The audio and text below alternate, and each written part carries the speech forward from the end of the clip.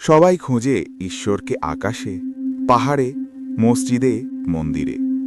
কিন্তু লালন সাঁইজি খুঁজেছেন নিজের ভিতরে। তিনি বলেন, মানুষ ভজলে সোনার মানুষ হবি, এই মানুষ আছে রে মন, যারে বলে মানুষ রতন। কেউ বুঝতে পারে না এই সোনার মানুষ কোথায়, আর কেমন সেই মানুষ ভোজনা। দেহ, মন আর আত্মা, তিনের মাঝে লুকানো এক গভীর রহস্য, যা জানলে তুমি নিজেকেই নতুন করে চিনবে। লালন সাঁইজির সাধনা বাহিরের নয়, এ এক অন্তরের যাত্রা, নিজের ভেতরের মানুষকে খোঁজার সাধনা। যে একবার এই পথের আভাস পায়, তার আর ফিরে দেখা লাগে না, কারণ সে নিজেই হয়ে ওঠে এক আলোক। লালন সাঁইজি বলেন, খাঁচার ভিতর অচিন পাখি কেমনে আসে যায়, তারে ধরতে পারলে মনোবেরি দিতাম পাখির পায়।